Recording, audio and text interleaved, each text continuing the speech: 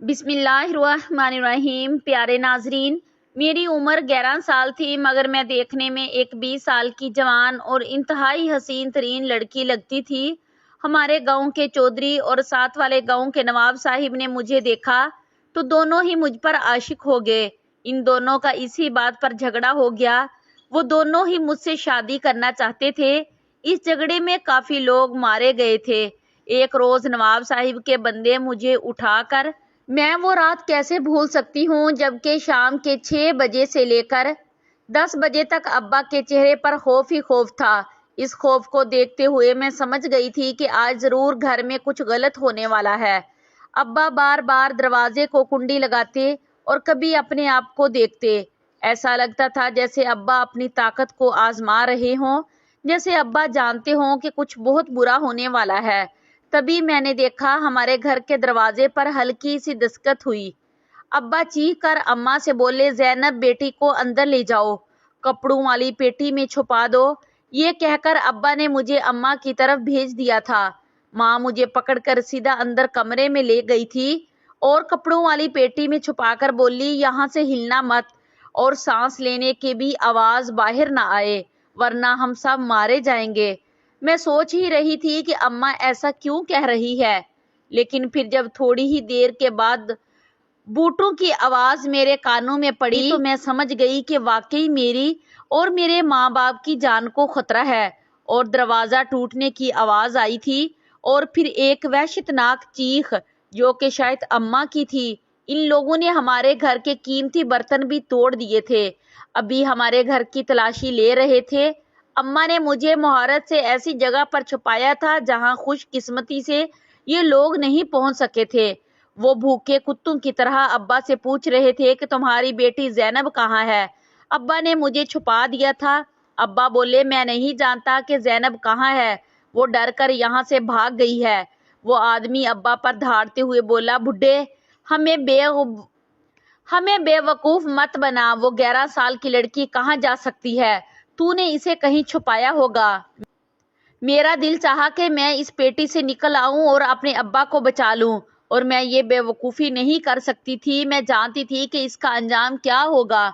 मेरा दिल बुरी तरह से कांप रहा था मगर अब्बा कुछ नहीं कर पा रहे थे। फिर वो गुंडे लोग वहां से चले गए थे।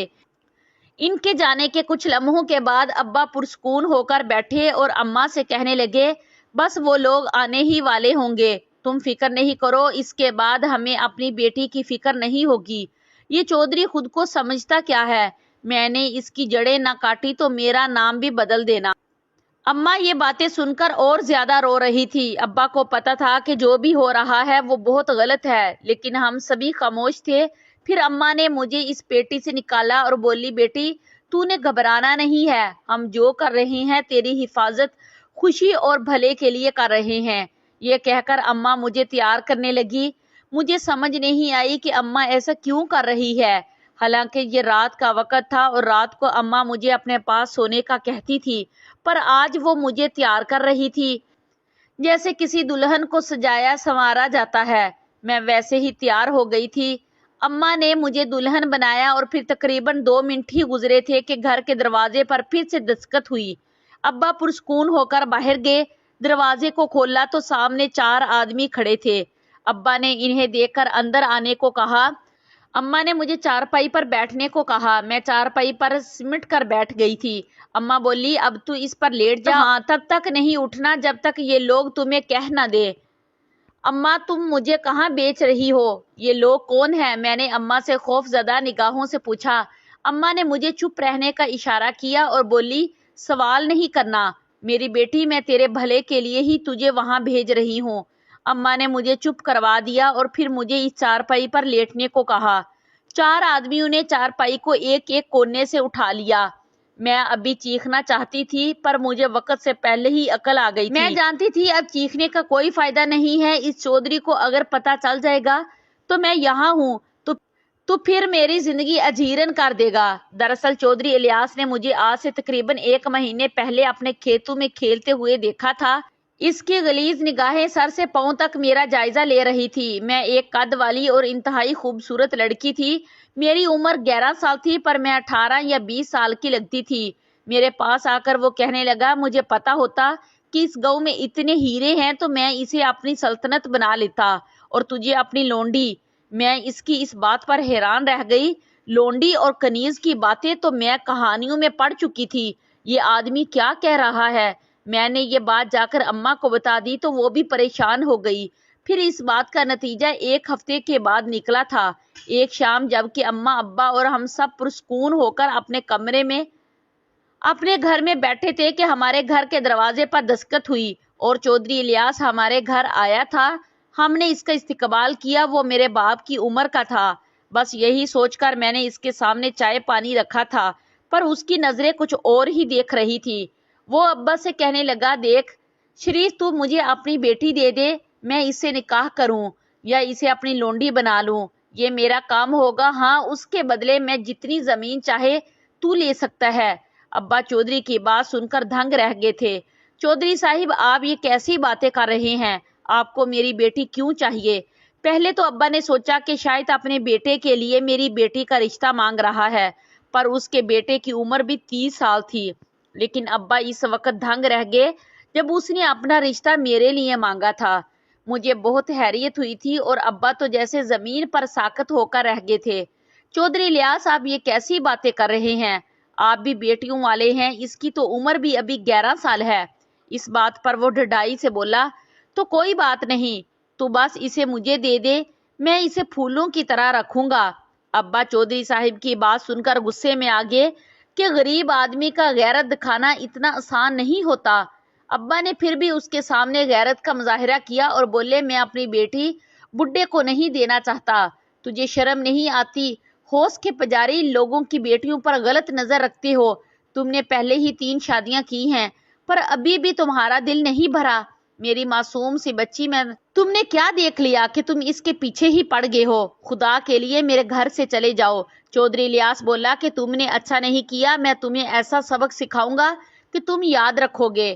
پہلے میں تمہاری بیٹی عزت سے مانگ رہا تھا، پر اب میں اسے زبردستی لے کر جاؤں گا۔ یہ سن کر ابا کو بہت زیادہ برا لگا تھا، وہ ڈر بھی گئے تھے، اگرچہ انہوں نے اپنی بیوی اور بیٹی کے سامنے اس شخص کو تو کچھ نہیں کہا تھا، لیکن میں جان گئی تھی کہ ابا کو یہ سب اچھا نہیں لگا اور وہ اماں کو بھی محتاط رہنے کا کہہ رہے تھے۔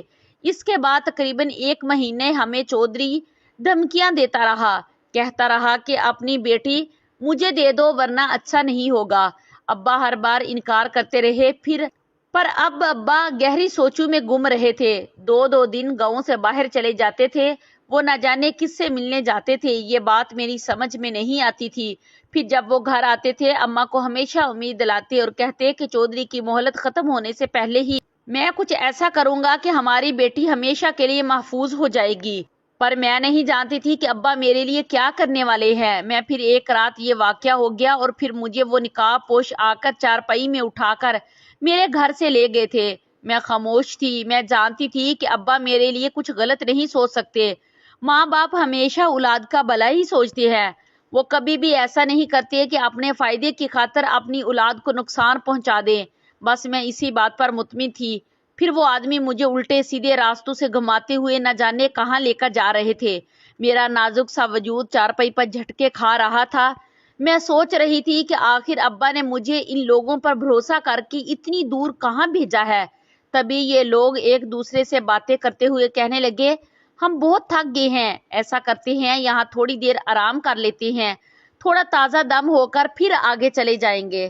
ان میں سے ایک آدمی چیختے ہوئے بولا، تم ہوش میں تو ہو؟ تم نے بڑے صاحب کی امانت اٹھا رکھی ہے، اگر اسے کچھ ہو گیا تو ہم سب مارے جائیں گے۔ ارے تم پریشان نہ ہو، 2 آدمیوں نے چارپائی کو نیچے زمین پر رکھتے ہوئے کہا تھا۔ میں نہیں سمجھی تھی کہ یہ لوگ مجھے اتنی محبت اور احترام سے کیوں لے کر جا رہے ہیں۔ کیا واقعی ابا نے میرے لیے کچھ اچھا سوچا تھا؟ یہ سوچے میرے ذہن میں میرے مسلسل گردش کر رہی تھی۔ ان لوگوں نے دریا کے کنارے چارپائی رکھی، میں بھی اٹھ کر بیٹھ گئی تھی۔ اب مجھے یہ سب لوگ بالکل بھی برے یا پھر غیر محفوظ نہیں لگ رہے تھے۔ ظاہر ہے میرے ابا نے مجھے ان کے ساتھ بھیجا تھا، کوئی تو اس میں حکمت ہوگی۔ ان میں سے 2 نقاب پوش میرے ساتھ رکے اور باقی دریا پر چلے گئے، شاید یہ لوگ ہاتھ منہ دھونے گئے تھے۔ پھر میں نے دیکھا کہ یہ لوگ دریا کے کنارے کھڑے ہو کر نماز پڑھ رہے تھے۔ اب تو مجھے پکا یقین ہو گیا کہ نماز پڑھنے والے لوگ برے نہیں ہو سکتے، پر میں کیا جانتی تھی میری زندگی میں آگے کیا لکھا ہے، کتنا کرب اور کتنا درد لکھا ہے۔ تھوڑی دیر کے بعد یہ لوگ فارغ ہو کر آئے اور کہنے لگے، اگر تم یہاں پر پریشان نہیں ہو رہی تھی تو ہم ایک مچھلی پکڑ کر اس کا شکار کر کے اسے پکاتے ہیں، تم کھاؤ گی کیا؟ میں نے نفی میں سر ہلا دیا۔ اگرچہ یہ لوگ میرے ساتھ بہت اچھے تھے، پر پھر بھی میں کسی قسم کا خطرہ مول نہیں لینا چاہتی تھی۔ میں نے نفی میں سر ہلا دیا۔ دوسرے آدمی نے پہلے کوئی اشارہ کیا اور بولا، دیکھا تم نے اسے؟ ایسے ہی تو اس خاندان کی اتنی تعریفیں نہیں ہوتی۔ یہ لوگ بہت خودار قسم کے لوگ ہیں۔ میں ان کی باتیں نہیں سمجھی تھی۔ بہرحال 10 منٹ کے بعد وہ چارپائی دوبارہ چل پڑی۔ میں بھی پہلے کی طرح آرام سے لیٹ گئی۔ اب تو مجھے عادت ہو گئی تھی۔ یہ لوگ دریا کا پل پار کرنے لگے تو میرا دل زور زور سے دھڑکنے لگا تھا۔ میں نے چارپائی کو کھینچ کر پکڑ رکھا تھا۔ لگتا تھا جیسے میں ابھی یہاں سے نیچے گر جاؤں گی۔ دریا گزرا تو میرا گاؤں بہت دور رہ گیا تھا۔ میری آنکھوں سے بے اختیار آنسو گرنے لگے تھے۔ اندھیری رات میں مجھے بہت ڈر بھی لگ رہا تھا اور اماں ابا کی نرم آغوش یاد آ رہی تھی۔ کافی دیر کے بعد وہ لوگ مجھے ایک جگہ پر لے آئے۔ میں جس جگہ پہنچی تھی وہ بہت ہی الگ اور پرسکون سی تھی۔ ایک بڑی سی حویلی پر میری نظر پڑی، جہاں پر روشنیوں سے جگمگاتی ہر چیز تھی۔ حویلی کے شاندار دروازے پر مجھے اتارا گیا تھا۔ چارپائی سے میں اتری ہی تھی کہ اس آس پاس شور شروع ہو گیا۔ چھوٹی چھوٹی لڑکیاں خوشی سے میری طرف کھڑی تھی۔ یہ تقریباً 3-4 لڑکیاں تھیں۔ ان کے پیچھے پیچھے ایک بڑی عمر رسیدہ عورت آ گئی، جو تقریباً عمر میں 40 سال کی لگتی تھی۔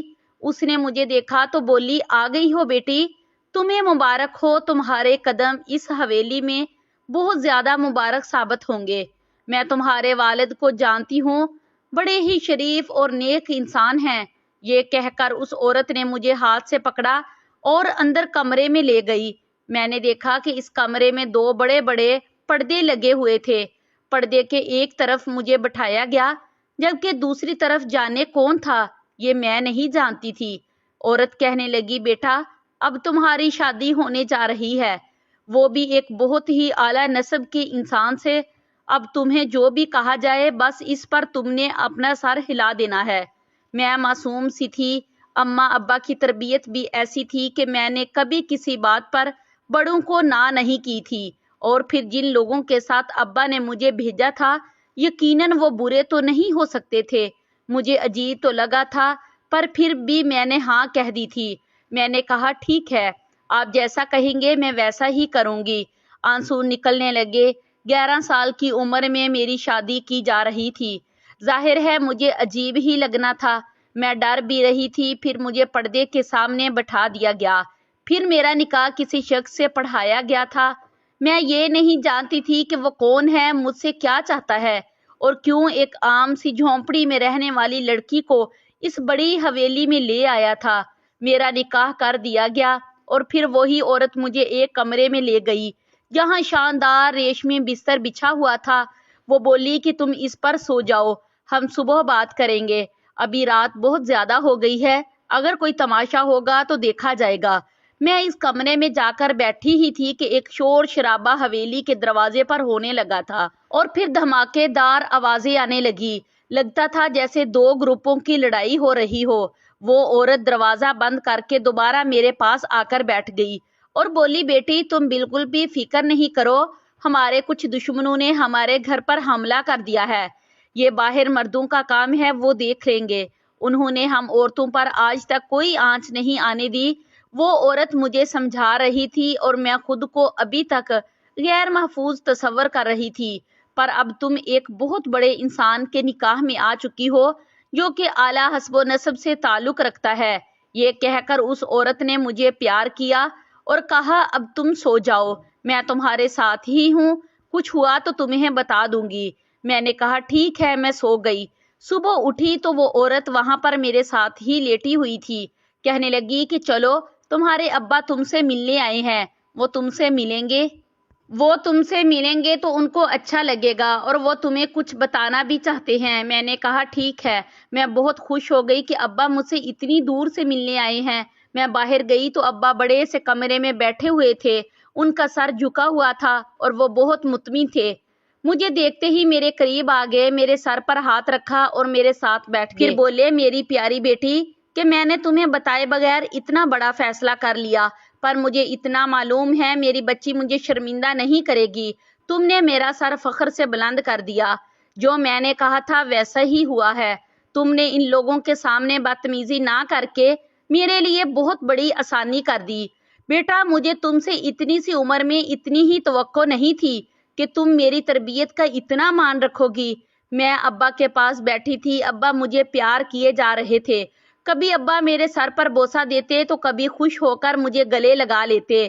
میں نے کہا، ابا یہ کون لوگ ہیں جن کے ساتھ میری شادی ہوئی ہے؟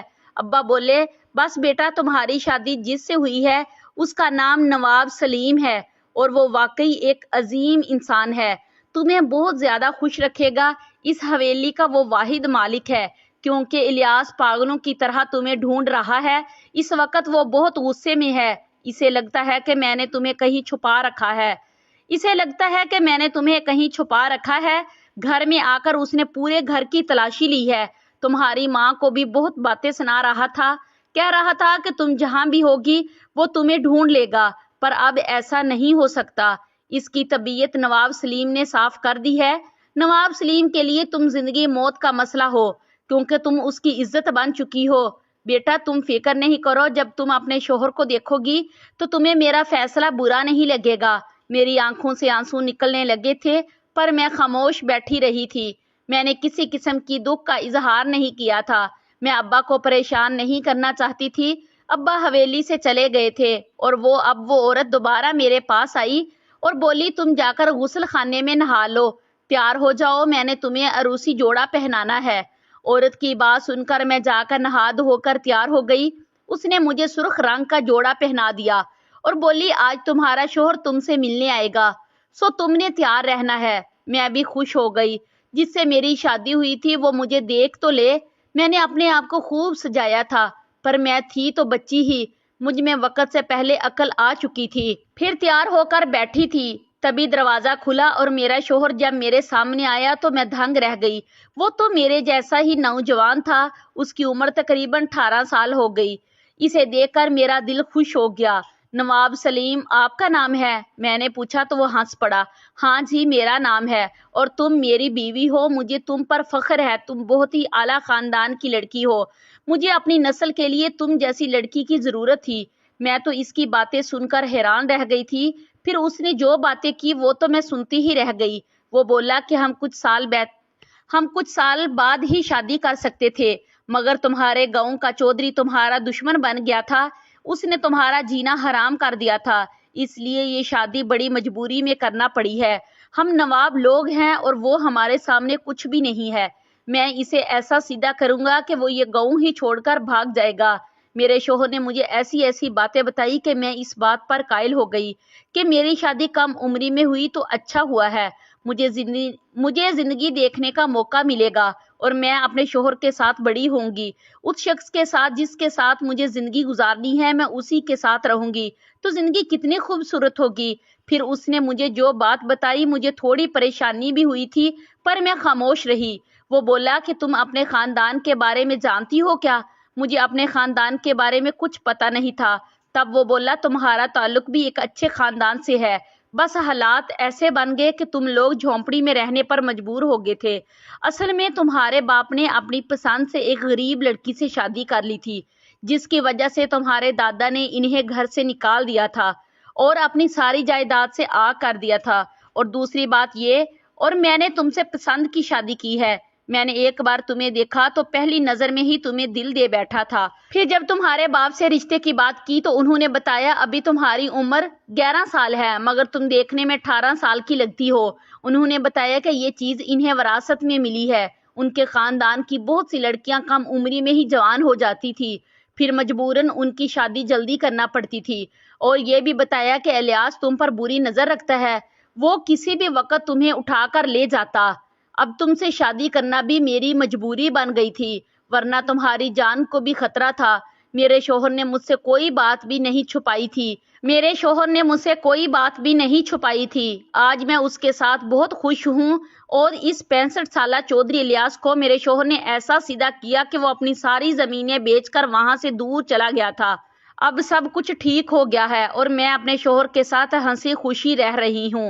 अगर आप लोगों को ये वीडियो पसंद आई है तो प्लीज़ मेरी वीडियो को लाइक करें और शेयर करें और मेरे चैनल को सब्सक्राइब करें ताकि मैं अपनी हर अच्छी आने वाली वीडियो आप लोगों तक ज़रूर शेयर कर सकूं। तब तक के लिए मुझे इजाज़त दीजिए। शुक्रिया। अल्लाह हाफिज़।